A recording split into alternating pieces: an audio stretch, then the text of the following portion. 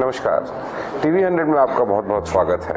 मैं हूं कुलीन गुप्ता और आज हमारे साथ मौजूद हैं member of parliament Shri Kaushal Kishore, आवासन और शहरी कार्य राज्य मंत्री हैं। सर, टीवी 100 में आपका बहुत बहुत स्वागत है। धन्यवाद आपको। सर, सबसे पहले तो आपको और पूरे देश को बधाई देना चाहूँगा। चंद्रयान 3 की सक्सेसफुल लैंडिंग के ऊपर मून पे लैंड किया। कहाँ बैठ के देख रहे थे और कैसी अनुभूति हुई? चंद्रयान के दिन 23 अगस्त को मैं मथुरा में एक कार्यक्रम था जी, जो स्वच्छ भारत और नशा मुक्त भारत पे अनिल पर्वतारोही जी हैं जो 9700 किलोमीटर पद यात्रा करके 12 ज्योतिर्लिंग 4 धाम की आए थे जी। तो वो पंडित दीनदयाल उपाध्याय सभागार में हम लोग कार्यक्रम कर रहे थे। कार्यक्रम के समापन हो चुका था और फिर रास्ते में थे जी। तो हमने गाड़ी में ही बैठकर मोबाइल पर चंद्रयान को उतरते हुए देखा और वो जो बहुत ही भावुक क्षण था और अपने आप भावनाएं ऐसी आ रही थी कि जैसे हम खुद लोग चंद्रमा पे पहुंच गए हों। जी, वो आखिरी के 5 मिनट तो ऐसे थे कि सबके दिल थाम के और सांस रोक के। आखिरी के 5 मिनट 10 मिनट जो है लोगों का नहीं बल्कि सबका बिल्कुल सांसें जैसे रुकी हुई हो जी। और बस ये था कि कैसे कितनी जल्दी आ जाए और सही सलामत हो जाए, क्योंकि इसके पहले जो है वो 10 मिनट पहले का जो चंद्रयान 2 था फेलियर हो गया था, जिसकी वजह से एक डर तो बना हुआ था। लेकिन चूंकि हमारे इसरो के वैज्ञानिकों ने ये बात कह दी थी कि इंजन फेल हो जाएगा उसके बाद भी सही सलामत उतरेगा, तो इस बात से सब लोग जो है आश्वस्त है कि चंद्रयान तो उतरेगा ही। पर फिर भी सबके मन में कहीं ना कहीं एक जो वो क्रिकेट मैच वाली फीलिंग होती है वो रखी थी। फीलिंग थी, बिल्कुल फीलिंग थी, एक डर था। इसीलिए वो डर की वजह से जैसे ही उतरा वैसे ही पूरे देश में उल्लास भी उसी तेजी से हुआ, उसी जोश से हुआ। सर, 2024 का चुनाव आने वाला है। इसको देख के मोदी सरकार ने किस तरीके की चीज़ें आवासन और शहरी कार्य में की हैं जो लगता है कि हाँ, इतने समय में इतना काम हम कर पाए जो अच्छा काम है? देखिए, 100 स्मार्ट सिटी पूरे देश में चुने गए जी, और उनका काम लगभग खत्म हो गया है, पूरा होने वाला है जी। और 4900 शहरों को कचरा मुक्त बनाने का SBM 20, पहले SBM 10, तो अमृत 10 में और SBM 20 में स्वच्छ भारत मिशन में 1 और स्वच्छ भारत मिशन 20 अमृत 20 1 अक्टूबर को लागू किया 2021 को प्रधानमंत्री जी ने। उसके तहत जो है 4900 शहरों को लिया गया कचरा मुक्त बनाने का। तो शहर कचरा मुक्त हों, साथ में जो है हाउस फॉर ऑल, सबको घर। तो अब तक के शहरी क्षेत्र में करीब 1,18,00,000 लोगों को आवास दिए जा चुके हैं। प्रधानमंत्री जी ने इस स्कीम को 2024 तक बढ़ा दिया है। कुछ लोग अपात्र हैं, उनको आवास अलॉट हो गए हैं, उनके कटेंगे, जो पात्र हैं उन लोगों को भी मिलेंगे। इस तरह जो है बड़े पैमाने पर डेवलपमेंट जो है अर्बन डेवलपमेंट की तरफ से बहुत से ऐसे काम किए गए हैं। सीवर लाइन का है, स्मार्ट सिटी बनाने का है, स्वच्छ शहर बनाने का है, लोगों को आवास उपलब्ध कराने का है, कम्युनिटी टॉयलेट बनाने का है, या लोगों को शौचालय देने का है। ये सारे काम जो है हमारे डिपार्टमेंट के द्वारा मोदी जी के नेतृत्व में किए गए। सर, ये सारे डिपार्टमेंट काम कर रहे हैं, अपनी कोशिश मेहनत कर रहे हैं, पर कहीं ना कहीं जनता में जागरूकता की आवश्यकता नहीं है? क्योंकि अभी भी देखा जाता है कि लोग अभी भी कूड़ा फेंक देते चलते और अभी भी गंदगी का कहीं ना कहीं पूरी तरीके से माहौल खत्म नहीं हुआ, एक तरीके से देखा जाए तो। हाँ, ये तो कुछ सीख लेनी चाहिए। हमारे देश के प्रधानमंत्री जी एक कागज को कहीं स्टेज पे खोलते हैं जी, जो कोई वस्तु कागज से लिपटी है, पन्नी से लिपटी है, तो वो जब खोलते हैं तो उस पन्नी और कागज को अपनी जेब में रख लेते। चाहे तो लोग लेने वाले खड़े मिल जाएंगे जी, मगर अपनी जेब में रख लेते। लेकिन जो तमाम लोग ऐसे हैं कि कागज को खोला, सड़क पे फेंक दिया, टॉफी का तो खोला, बिस्किट का रैपर फाड़ा, सड़क पे फेंक दिया। ये सीख हमको प्रधानमंत्री जी से लेनी चाहिए और ये जन जागरण की ज़रूरत है। जन जागरण इसके लिए किया भी जा रहा है, लेकिन लोगों को भी अपनी तरफ से सोचना चाहिए कि हम अपने देश को स्वच्छ बनाना चाहते हैं तो कूड़ा करकट हम उसी जगह डालें जहाँ पड़ना चाहिए। इसलिए स्वच्छ भारत मिशन के तहत ये योजना बनाई गई है कि जो घर का कूड़ा है वो एजेंसी के कोई आदमी आएगा, दरवाज़ा खटखटाएगा, बेल दबाएगा, आप घर में गीला कचरा अलग और सूखा कचरा अलग इकट्ठा रखें और वो अलग अलग डस्टबिन में आएगा, ले जाएगा। इस तरह वो कहीं पे जहाँ एक जगह है उस जगह पे उसको डालेगा और डाल करके उसको जो है उसका ट्रीटमेंट करेगा। तो ये करने का शुरुआत किया गया है। इसके पहले कुछ नहीं था, मोदी जी जब से आए तब से इसको शुरू किया है। मैं समझ रहा हूँ जागरूकता बढ़ती जा रही है और चूंकि ये जन आंदोलन का रूप लेगी धीरे धीरे, तभी लोग इसके प्रति जागरूक होंगे और जागरूक धीरे धीरे होना शुरू कर दिए लोग। बाकी देशों में भी यही देखा गया, जैसे अगर जापान की बात करें या अमेरिका या यूरोप की बात करें तो वहाँ पे एक जन जागरूकता है कूड़े को लेकर। लोग कूड़ा जगह पर ही फेंकते हैं और कोई दूसरा आदमी फेंक रहा तो उसको टोक भी देते हैं कि भाई तुम यहाँ कूड़ा मत फेंको। तो आपको लगता है क्या हिंदुस्तान भी उस जगह पे, भारत उस जगह पे आ पाएगा कि लोग इतने जागरूक हो जाएंगे कि कूड़ा ना फेंकें और दूसरे लोगों को भी रोकें? ये हिंदुस्तान के भारत के गाँव से सीख लेनी चाहिए। गाँव वो लोग जो है अपना कूड़ा करकट इकट्ठा करके, एक घूरा होता है गांव के बाहर, उस मिलते हैं कूड़ा करकट के गड्ढे, बाकायदा इंतखाब खसरा खतौनी पे दर्ज है और लोग एक जगह पे ही पूरे गांव के लोग या 2-3 जगह निश्चित होंगी गांव के बाहर कूड़ा डालते हैं। घर का कूड़ा इकट्ठा करके और गांव के बाहर जा करके डालते हैं।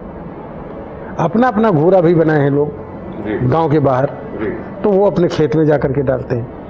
ये सीख हमको शहर के लोगों को लेनी चाहिए कि घर का कूड़ा जो है, हम आपके लिए घूर के गड्ढे नहीं हैं मगर डस्टबिन लगे हैं, डस्टबिन में डालें या जो इकट्ठा होते हैं किसी के दरवाजे पे ना जाके, अपने दरवाजे में ना डाल के, नाली में ना डाल करके इकट्ठा रखें और या तो उसको जाके कूड़े के ढेर में जा करके जहाँ डाला जाता है वहाँ डालें या डस्टबिन में डालें या फिर जो कूड़ा करकट उठाने वाला आता है उसको देने का काम करें।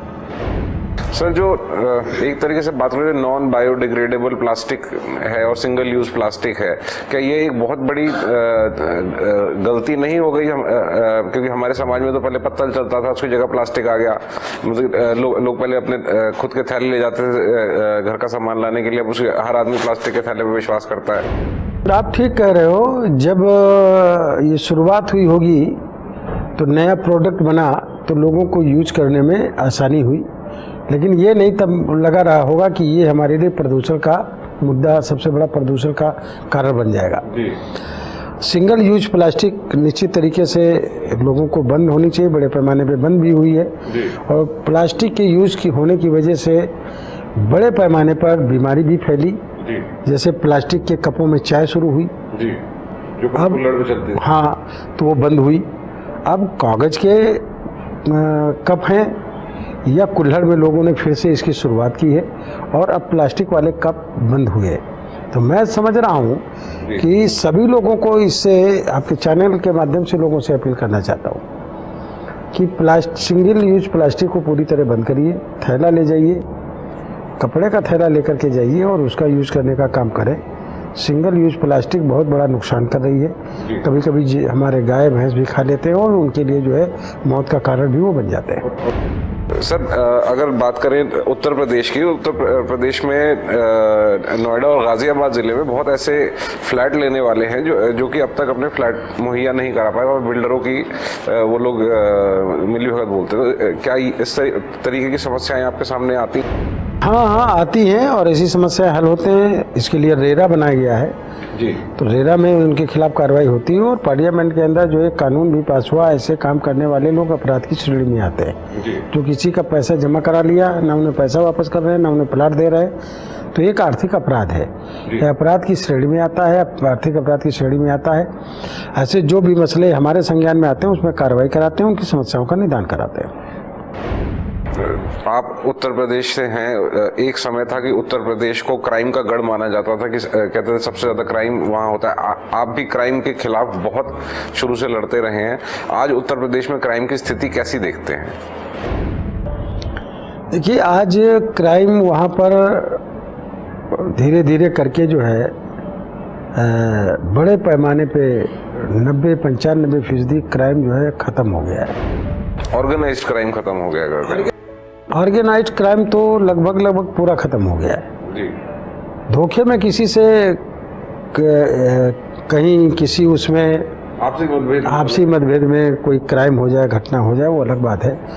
लेकिन जिस तरह की लूटपाट, पेशेवर अपराधी या तो जेल में है या तो उत्तर प्रदेश छोड़ करके भाग गए।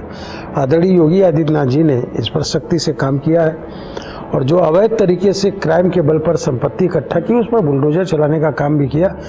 इसलिए माननीय मुख्यमंत्री योगी आदित्यनाथ जी बुलडोजर बाबा के नाम से प्रसिद्ध भी हुए और उनका बुलडोजर पूरी दुनिया में प्रसिद्ध हो गया। सर, कई बार कहा जाता है कि क्राइम के अंदर ज्यादातर मुसलमान लोगों को ज्यादा टारगेट किया गया। क्या ये सच है या इसके अंदर हिंदू मुस्लिम दोनों तरीके के क्रिमिनल्स को टारगेट किया गया है? नहीं। अगर उसमें देखेंगे तो ज़्यादातर आपको जो है गैर मुस्लिम लोगों की संख्या एवरेज में ज़्यादा मिलेगी। ऐसा जो कहा जा रहा है वो लोग चिल्लाने का काम कर रहे हैं जानबूझ करके, क्योंकि भाजपा की सरकार है। इसलिए कुछ लोग जो है मुस्लिम समाज का वोट लेने के लिए इस तरीके की बात करने का काम, विवाद पैदा करने का काम करते हैं। ऐसा नहीं है। क्राइम अपराध की श्रेणी में बड़े पैमाने पे एक बड़ी घटना हुई होगी, आपने कानपुर की बिगरू कांड सुना होगा। क्या वो मुस्लिम थे क्या? तो उसमें गैर मुसलमानों की संख्या ज़्यादा रही है जो इस तरह के जिनके खिलाफ कार्रवाई हुई है। लेकिन जो मुस्लिम भी रहे, अपराधी किसी भी समाज का रहा हो, उसके खिलाफ कार्रवाई योगी जी ने करने का काम किया है। जाति और धर्म के आधार पर कार्रवाई नहीं किया है।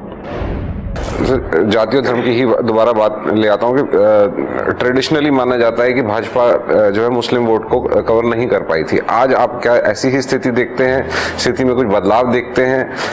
किस तरीके से मुस्लिम वोटर अट्रैक्ट हुए हैं या करेंगे?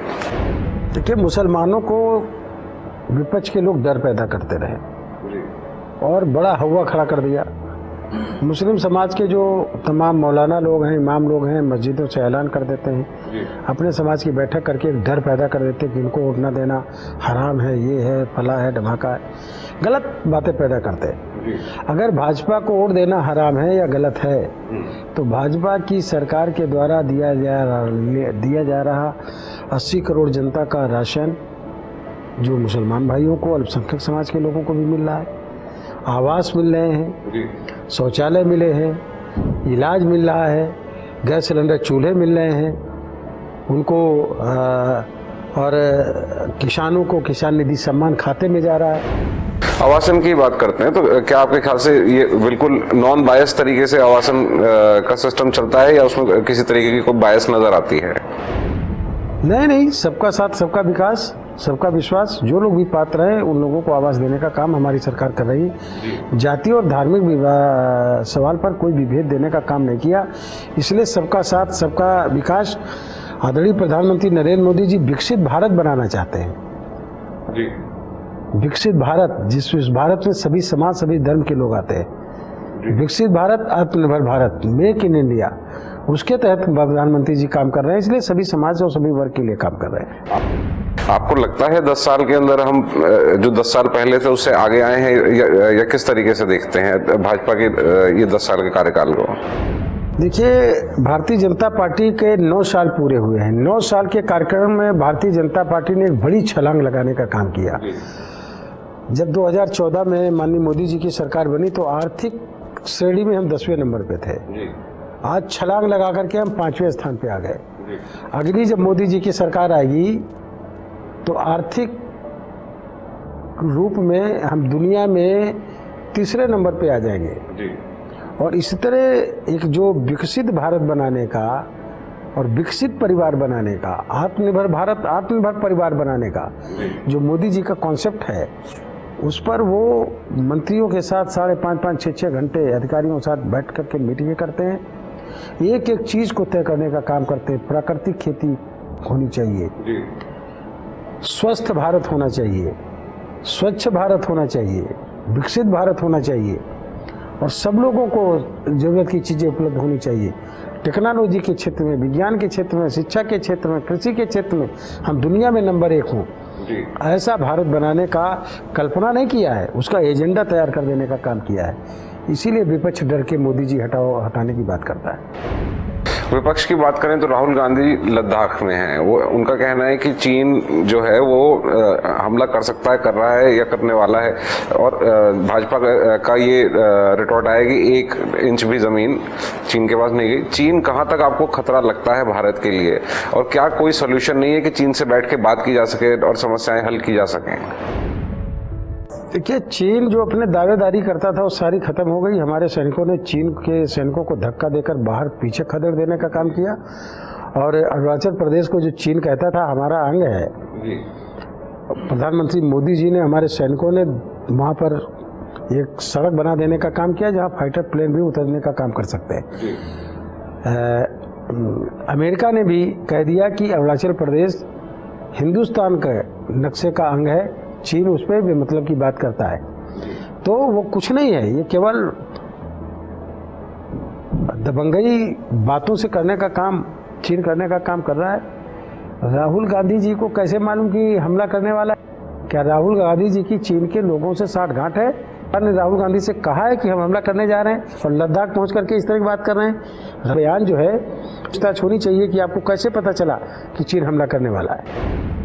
वो अपने भारत जोड़ो यात्रा का दूसरा चरण जो है वो गुजरात से मेघालय तक करने की तैयारी कर रहे हैं। इस पे आपका क्या ओपिनियन है, क्या कहेंगे? अगले भारत जोड़ो आंदोलन में जुड़ा हुआ भारत को, जो नेहरू जी के द्वारा जो इसके टुकड़े किए गए, उनके परनाना के द्वारा जी पाकिस्तान और भारत अलग अलग किया गया, उनके नेतृत्व में हुआ भारत का टुकड़े टुकड़े, वो भारत जोड़ो की बात कर रहा है।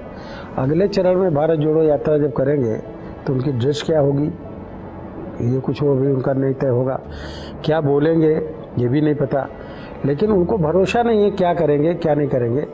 भारत जुड़ा हुआ, देश की जनता जुड़ी हुई है।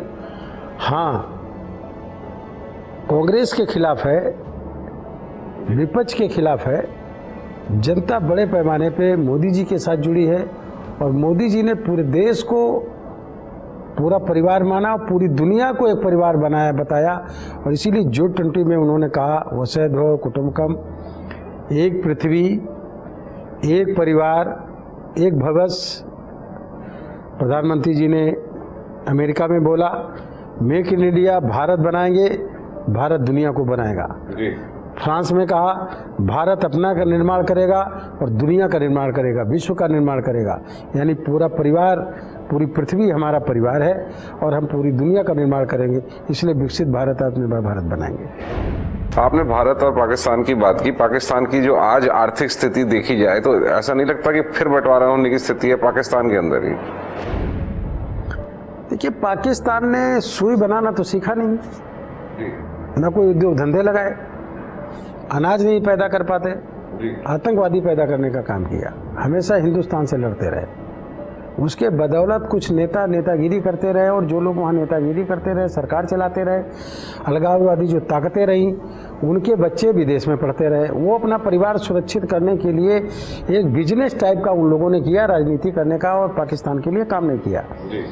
इसलिए 22 करोड़ जनता को भी वो राशन नहीं उपलब्ध करा पा रहे हैं पैसे से। हमारे देश में मोदी जी 80 करोड़ जनता को मुफ्त में राशन दे रहे हैं, 50 करोड़ जनता को मुफ्त में इलाज दे रहे हैं, 10 करोड़ महिलाओं को गैस सिलेंडर चूल्हे दे दिए, 3.5 करोड़ लोगों को, बेघर लोगों को आवास दे देने का काम किया, 10 करोड़ किसानों के खाते में 6,000 रुपये साल में किसान निधि सम्मान जाता है। आज वहाँ की जनता पाकिस्तान की सरकार से कह रही कि हमें मोदी जैसा प्रधानमंत्री चाहिए, एक मोदी हमें भी दीजिए। देश से, हमारे देश से कहते हैं। पाक अधिकृत कश्मीर से वहाँ की जनता कहती है हमको अलग करो, पाकिस्तान से कहती है हमको अलग करो, आज़ाद करो, हम हिंदुस्तान के साथ रहना चाहते हैं, क्योंकि उनकी बहू बेटियों की इज्जत सुरक्षित नहीं है। पर क्या आज ये संभव है? वहाँ पे जितना लोगों के मन में भारत के प्रति एक नफरत सी पैदा कर दी गई है, क्या भारत चाहेगा कि वो लोग हमारे साथ जुड़े या मिले? हमने हमेशा अखंड भारत की बात की है। अखंड भारत तो हमारा अफगानिस्तान, पाकिस्तान तमाम लेकर के जो है पूरा था। और अगर पीओके जो है, पाक अधिकृत जो कश्मीर है, वो हमारा हिस्सा है, ज़बरदस्ती का कब्जा है। और जिस दिन वहाँ की जनता चाहेगी कि मिलना चाहती होगी तो निश्चित तरीके से मिलेगी और स्वागत है। सर, अब आने वाले चुनावों के बारे में बात करें। अब अलायंस बना लिया है ऑपोजिशन ने, INDIA के नाम से अलायंस क्रिएट कर लिया है। क्या लगता है कितना इफेक्टिव होगा अलायंस? चलिए, अगर हम उत्तर प्रदेश की ही बात करें तो उत्तर प्रदेश में कहाँ तक लगता है आपको ये अलायंस सक्सेसफुल हो पाएगा? अलायंस को अगर आप देख लें, ममता बनर्जी जी का यूपी में वोट नहीं, तो अखिलेश जी का बंगाल में नहीं, लालू यादव जी का यूपी में नहीं, नीतीश जी का यूपी में नहीं है, तो अखिलेश जी का और इन लोगों का वहाँ पर नहीं है। ममता जी का पश्चिम बंगाल में है तो बिहार में नहीं है, झारखंड में नहीं है, गुजरात में नहीं है, हरियाणा में नहीं है। तो इसका, इस गठबंधन का फायदा जो मजबूती से मिलेगा वो मिलेगा एनडीए को, भाजपा के नेतृत्व को, मोदी जी को फायदा मिलेगा। 20 से 25-30% तक वोट विपक्ष का, अलायंस का, वो मोदी जी को नेता मानता है लोकसभा के चुनाव में, और वो कमल पर बटन दबाने का काम करेगा, एनडीए की सरकार बनाने का काम करेगा। क्योंकि उनको भी आवास मिले हैं, राशन मिल रहा है, इलाज मिल रहा है, सुविधाएं मिल रही हैं। सर, हम चाहेंगे, समय कम है तो चलते चलते हमारे दर्शकों को और बाकी भारतीयों को कुछ संदेश दें। मैं आपके चैनल के माध्यम से सभी दर्शकों को बधाई देना चाहता हूं कि सब लोग जुड़े राष्ट्र के निर्माण में, विकसित भारत बनाने में, आत्मनिर्भर भारत बनाने में और नशा मुक्त भारत बनाने में। नई पीढ़ी के लोगों को नशे से बचाने के लिए अपने अपने परिवार को नशे से दूर रखिए, अपने बच्चों की दोस्ती नशा मुक्त दोस्ती रखिए, अपनी रिश्तेदारी नशा मुक्त रिश्तेदारी रखिए। और तभी जाकर के मोदी जी का जो सपना है कि आने वाले 25 साल में विकसित भारत, आत्मनिर्भर भारत, विकसित परिवार, आत्मनिर्भर परिवार बने, इस मुहिम में हम सब लोग शामिल होने का काम करें। बहुत बहुत बधाई आप सब लोगों को, मेरी शुभकामनाएं। सर, टीवी 100 से बात करने के लिए आपका बहुत बहुत धन्यवाद। बहुत बहुत धन्यवाद आपको भी। और ये थे श्री कौशल किशोर, जिनसे की हमने एक खास मुलाकात।